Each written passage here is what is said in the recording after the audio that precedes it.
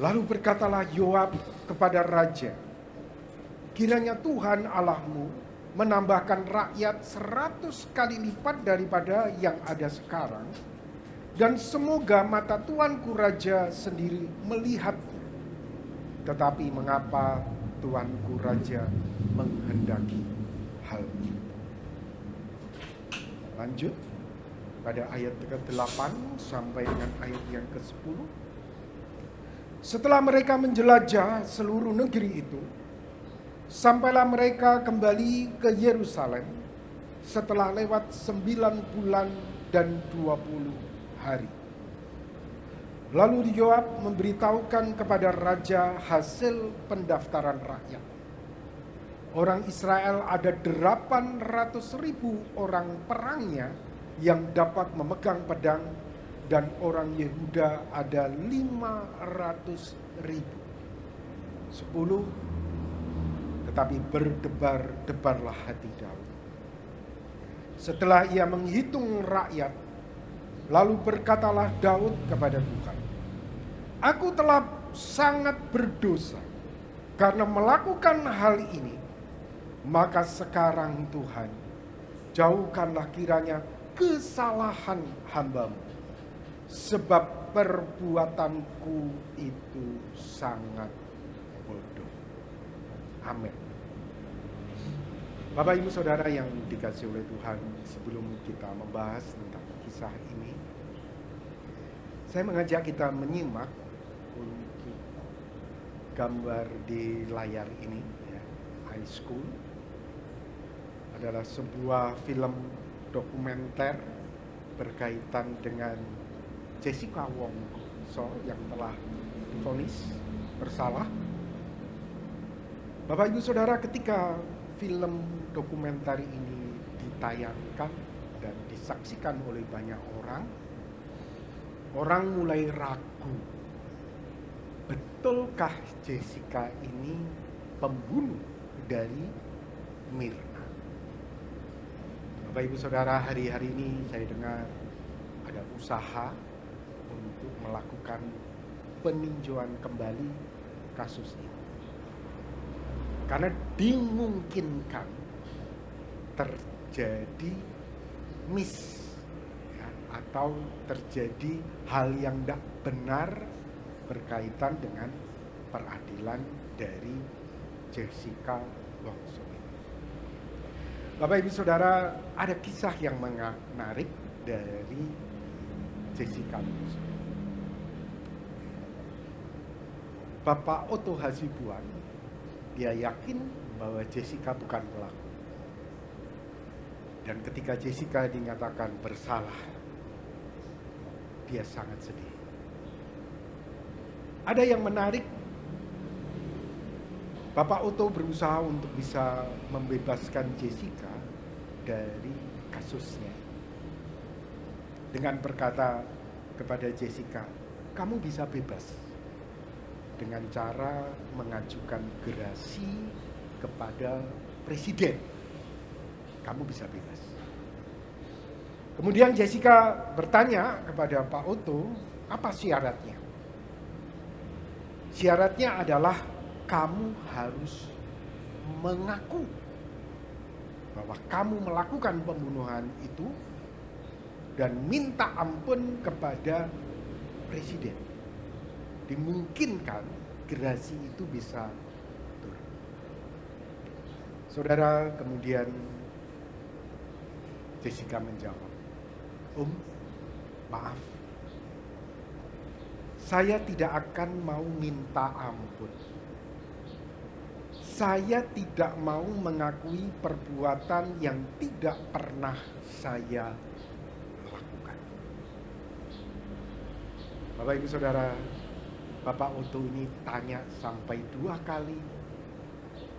Bahkan dengan jawaban yang sama, Jessica menjawab, dia tidak akan mengaku untuk perbuatan yang dia tidak pernah lakukan.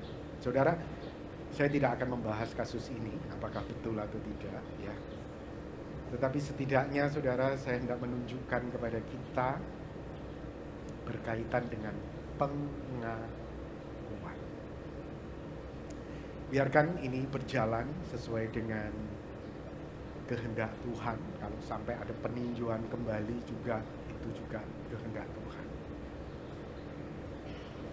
Bapak Ibu Saudara, saya katakan ada dua tipe orang pelaku kejahatan yang mengaku salah. Tipe yang pertama adalah tipe orang yang mengaku salah, berusaha untuk menghindari sanksi. Ini tipe yang pertama. Pak, saya mengaku salah. Saya salah dalam pekerjaan saya. Saya salah dalam administrasi. Saya salah, maafkan saya.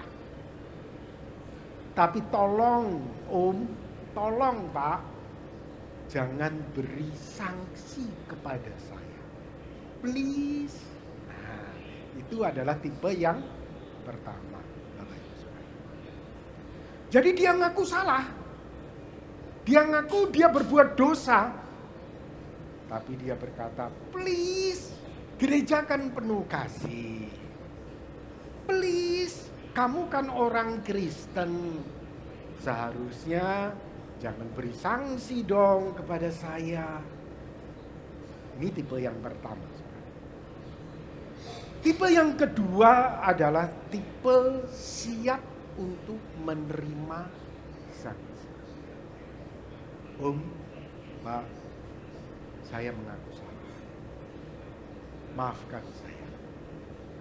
Saya siap terima sanksi. Saudara, dari dua tipe ini, kira-kira saudara itu tipe yang mana?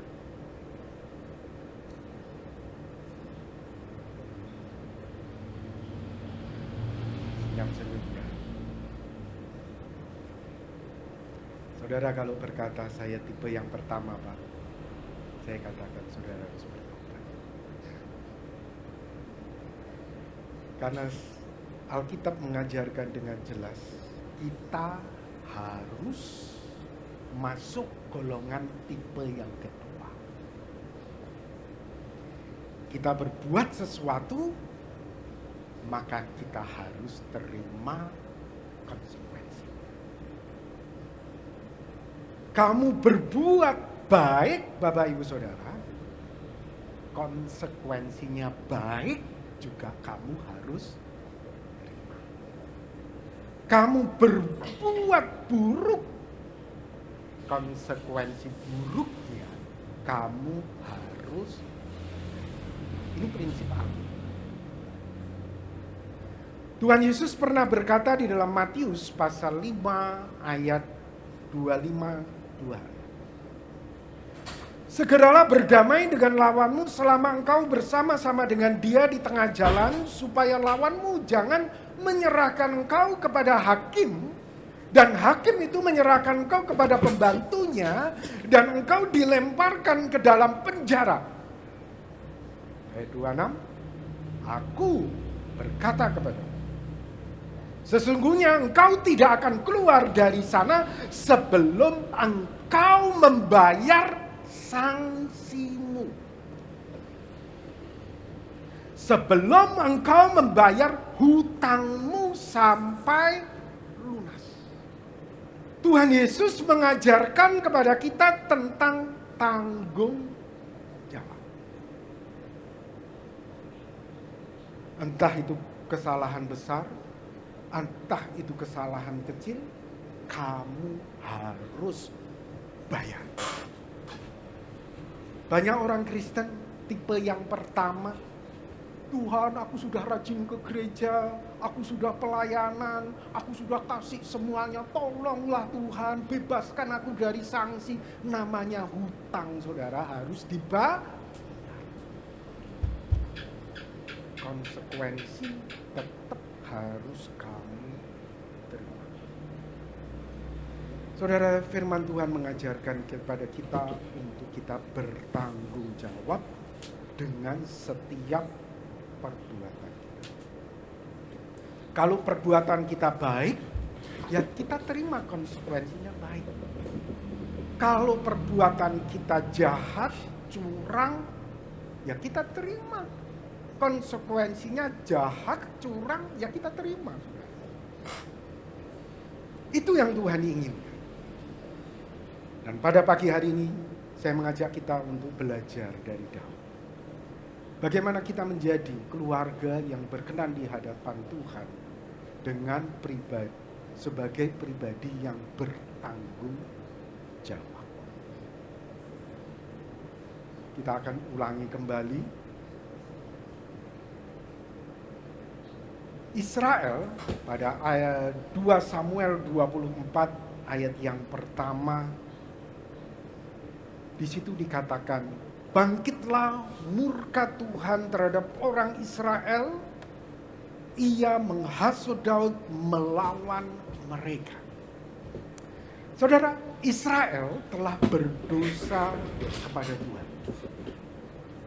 Dan Israel berhadapan sekarang dengan konsekuensi.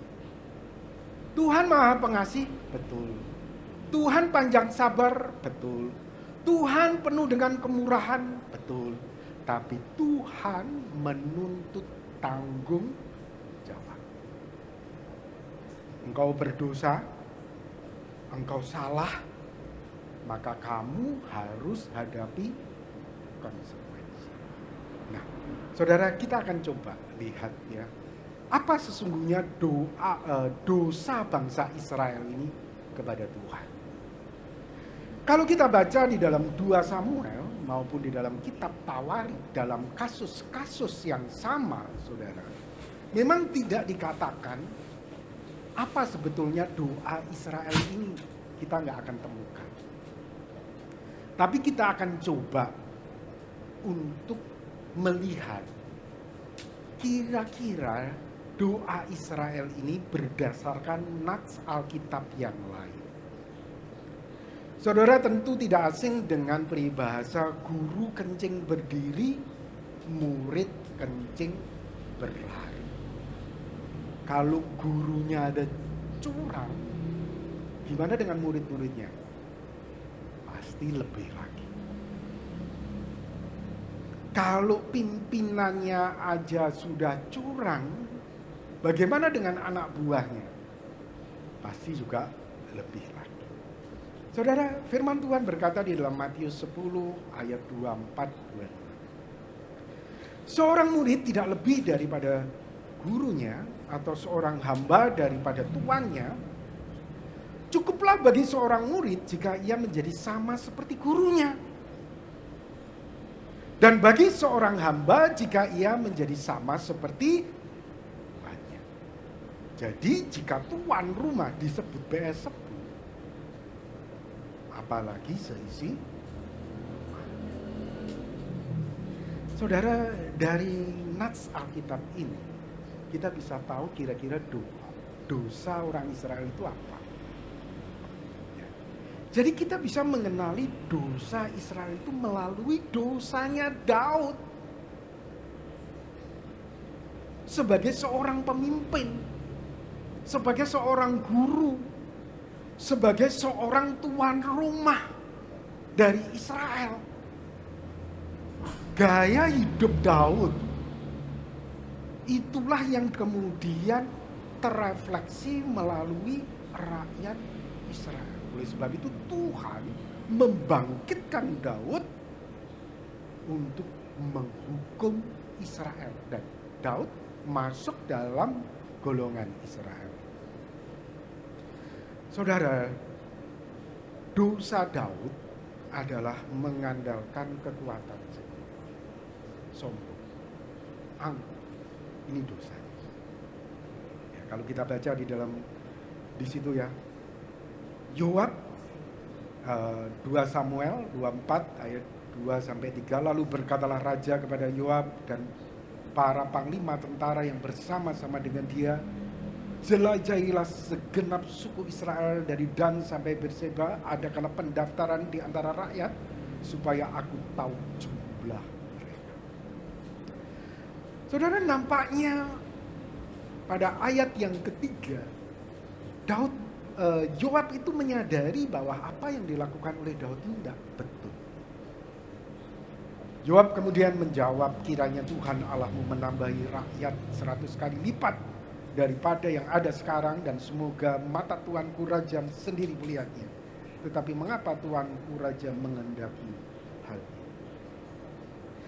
Jadi Bapak Ibu Saudara yang dikasih oleh Tuhan, mereka tahu ini bukan perbuatan yang betul. Sikap arogan, sikap mengandalkan kekuatan sendiri, sikap sombong, saudara. Dan itu menyebabkan Tuhan menjadi. Yeremia 17 ayat yang kelima, terkutuklah orang yang mengandalkan manusia, yang mengandalkan kekuatannya sendiri, dan yang hatinya menjauh daripada Tuhan. Bahkan penulis Amsal menempatkan kata sombong itu sebagai urutan yang pertama, hal yang dibenci oleh Tuhan.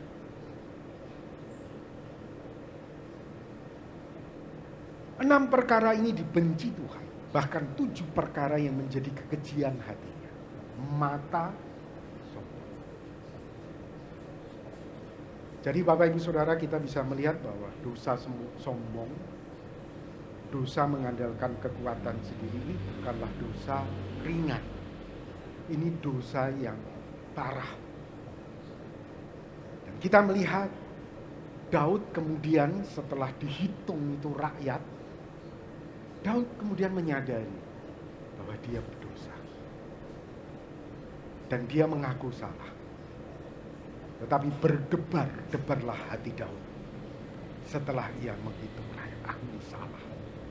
Namanya orang, saudara, kalau berbuat curang, berbuat salah, itu pasti kemudian deg-deg ser, ya saudara. Dan itulah yang juga dialami oleh Daud. Aku telah sangat berdosa karena melakukan hal ini. Maka sekarang Tuhan, jauhkanlah kiranya kesalahan hamba-Mu, sebab perbuatanku sangat bodoh. Dan kemudian Bapak Ibu Saudara, Tuhan memanggil Nabi Gad untuk menegur Daud. Tuhan menghadapkan sanksi karena dosa Daud dan dosa Israel. Ini ada konsekuensi. Kamu harus bertanggung jawab.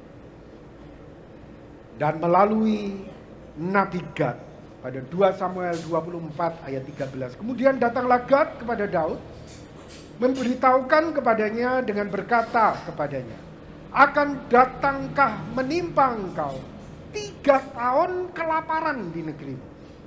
Atau maukah engkau melarikan diri 3 bulan lamanya dari hadapan lawanmu, sedang mereka mengejar engkau? Atau akan ada 3 hari penyakit sampar di negerimu? Maka sekarang pikirkanlah dan timbanglah. Jawab apa yang harus kusampaikan kepada yang mengutus. Saudara, Tuhan menghadapkan 3 sanksi. Kamu mau pilih yang mana? 3 tahun kelaparan, 3 bulan dikejar musuh, 3 hari penyakit sampar. Saudara, kalau jadi Daud, kira-kira pilih yang mana? Ya, saya kira kita semua samalah. Kita yang anggap paling ringan, ya, 3 hari penyakit sampar. Dan akhirnya betul-betul saudara, penyakit sampar itu terjadi di antara orang-orang Israel. Dan terjadi kematian yang luar biasa, saudara. Dan menariknya adalah Daud siap untuk menerima sanksi. Daud siap, aku salah ini. Terima aku sanksi. Ya sudah, terima. Daud berkata, sangat susah hati. Sangat susah hati. Jadi akhirnya saudara, Tuhan betul-betul mendatangkan penyakit sampar kepada orang Israel dari pagi sampai waktu yang ditetapkan, yaitu selama 3 hari itu. Maka matilah dari antara bangsa itu, dari Dan sampai Berseba 70.000 orang.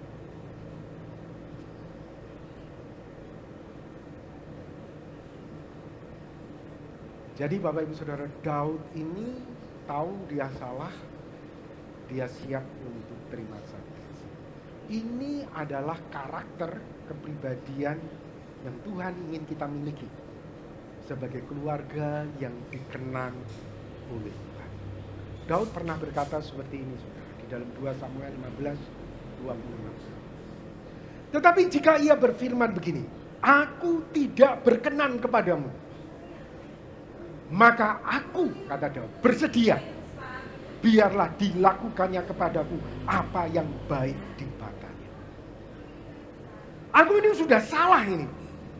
Tuhan sudah bilang kamu berdosa ini. Dan Daud berkata, aku bersedia. Dikasih sanksi apapun, aku jalani. Aku siap menghadapinya. Ini Daud. Dan Tuhan ingin kita memiliki kualitas kepribadian seperti Daud. Tidak heran Daud itu disebut sebagai orang yang berkenan di hati Tuhan. Saudara, respon Daud ini berbeda jauh dengan Saul. Ketika Tuhan memerintahkan Saul untuk menyerang bangsa Kanaan dan memusnahkan bangsa Kanaan itu, tetapi Saul kemudian tidak melakukannya, dan dia kemudian menyadari dia berdosa kepada Tuhan. Saudara, jawaban Saul seperti ini, saudara, di dalam 1 Samuel 15 ayat 24. Berkatalah Saul kepada Samuel, aku telah berdosa ini, aku ini salah kepada Tuhan, sebab telah kulangkai titah Tuhan dan perkataanmu. Tetapi aku takut kepada rakyat, karena itu aku mengabulkan permintaan mereka. Saudara perhatikan, aku salah kepada Tuhan, aku berdosa kepada Tuhan, aku melakukan kekeliruan. Tapi perhatikan saudara, bahasa tetapi ini kata-kata defensif. Ini kata-kata pembelaan diri agar Tuhan itu membenarkan kesalahannya dia. Agar Tuhan itu bisa memaklumi dan kemudian melepaskan dia dari sanksinya.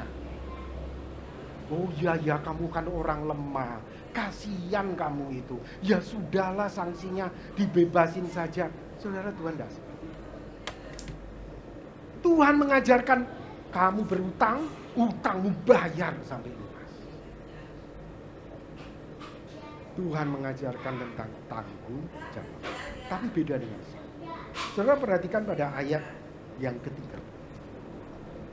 Tetapi kata Saul, aku telah berdosa, aku salah ini, aku berdosa. Tetapi tunjukkan juga hormatmu. Sekarang di depan para tua-tua bangsaku dan di depan orang Israel, kembalilah bersama-sama dengan aku.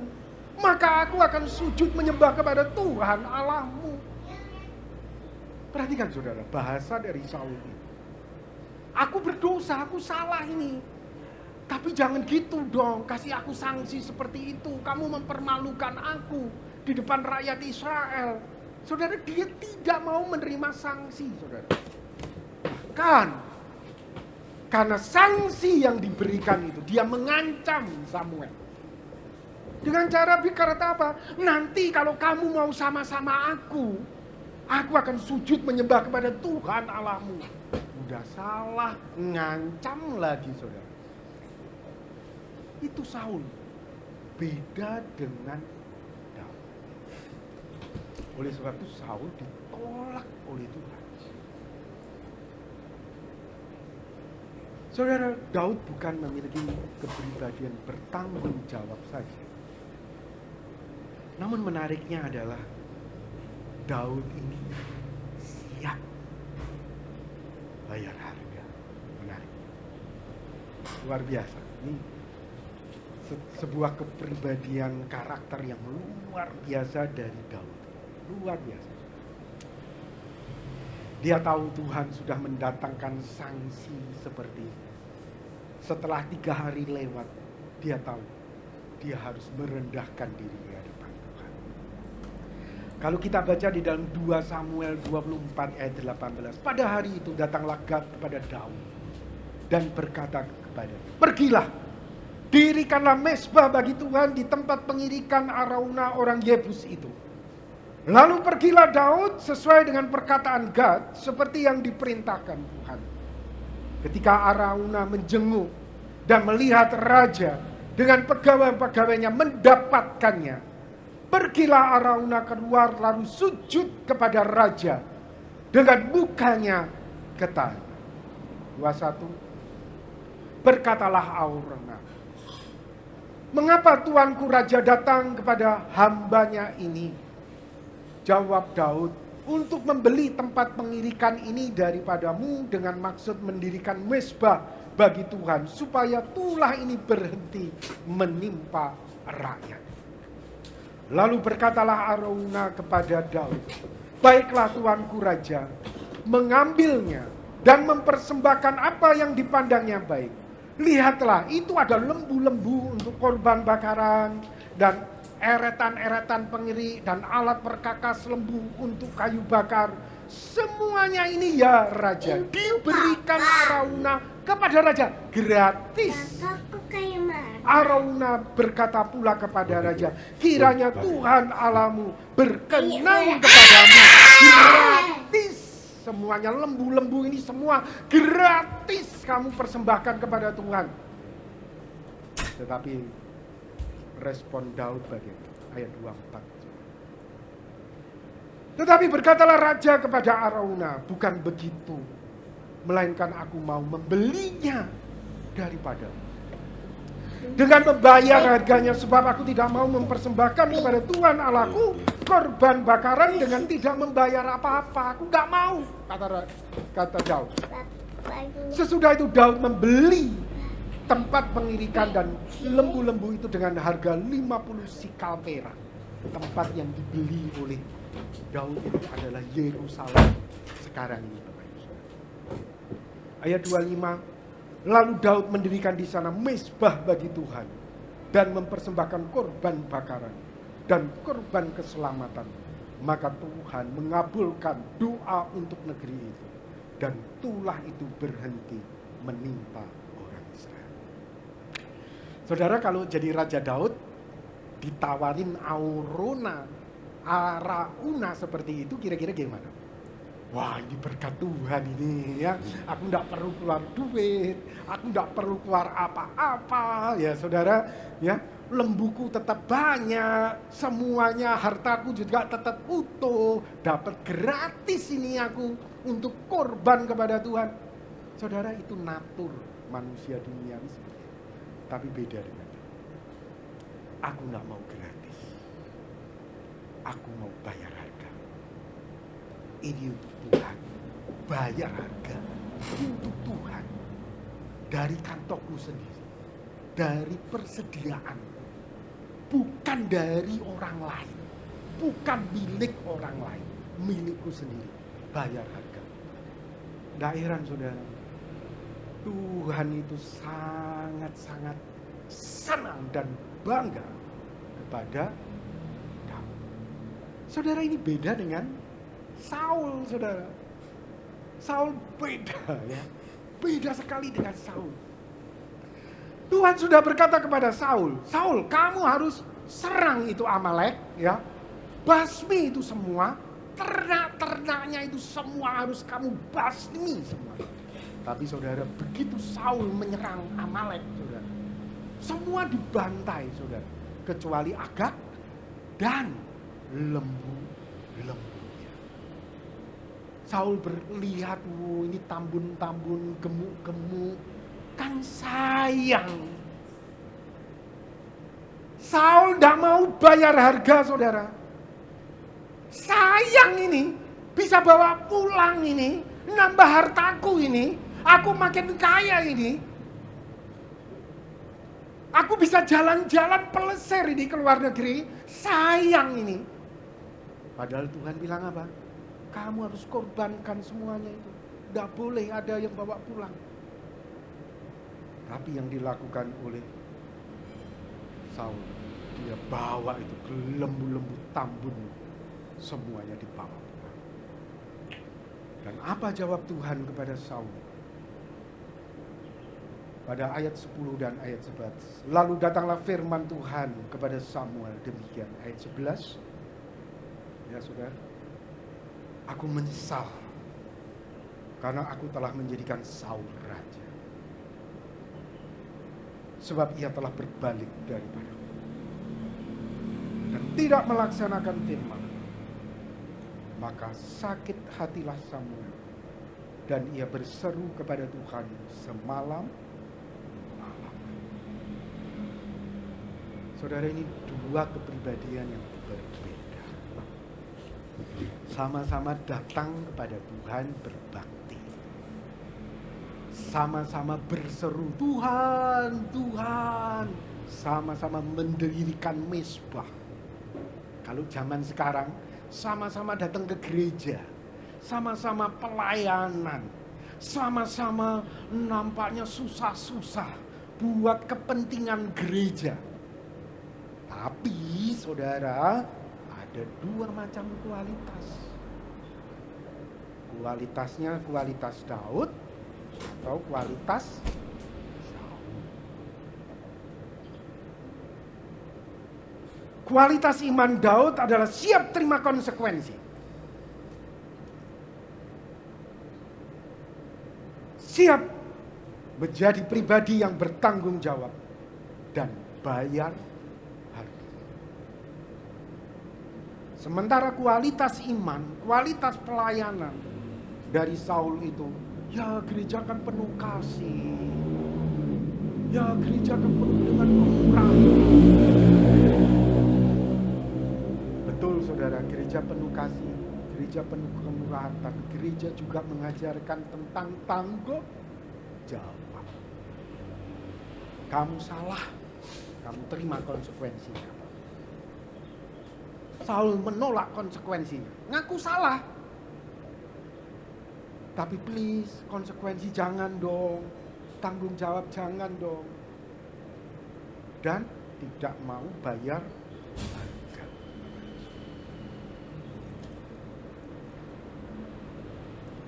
Bapak Ibu Saudara, Tuhan ingin kita menjadi pribadi yang bertanggung jawab. Selama kita hidup di dunia ini, Tuhan ingin kita bertanggung jawab dengan perbuatan kita. Dan Tuhan pasti akan bangga. Pak Robi, tapi dosaku ini besar.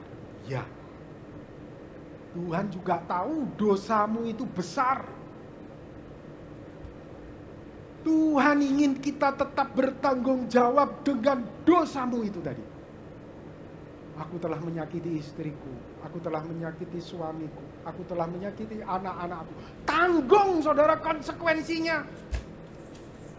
Tanggung saudara konsekuensinya. Aku siap Tuhan untuk terima konsekuensi ini. Masa laluku jahat, masa laluku buruk, aku terima konsekuensiku ini. Haropi, dulu aku mencurangi karyawanku. Terima sekarang konsekuensinya. Pak Robi, dulu aku berbuat salah kepada perusahaanku. Terima konsekuensinya hari ini Bapak Ibu Saudara. Itu firman Tuhan aja. Apa yang kita bisa tanggung, Tuhan ingin kita tanggung. Dan menariknya adalah, apa yang kita nggak bisa tanggung, Dia tanggung bagi kita. Wow. Kita nggak bisa tanggung api neraka itu, kita nggak mampu. Tuhan tahu saudara, kita nggak mampu di situ. Oleh sebab itu Dia turun ke dunia ini, Dia mati di atas kayu salib untuk menanggung apa yang kita nggak bisa tanggung, saudara. Namun selama kita bisa tanggung, Tuhan mau kita menanggungnya. Dia mati di atas kayu salib untuk menanggung penyakit kita yang kita nggak bisa tanggung, kesengsaraan kita yang kita nggak bisa pikul. Tuhan, aku sudah gak capek, dosaku memang besar, konsekuensinya sangat berat, aku sudah capek. Saudara, ketika engkau berkata, Tuhan, aku ini sudah capek mikulnya, aku sudah capek nanggungnya, saudara, dia datang kepada kita, dia ambil salib kita, dia pikul kita. Itu Tuhan kita.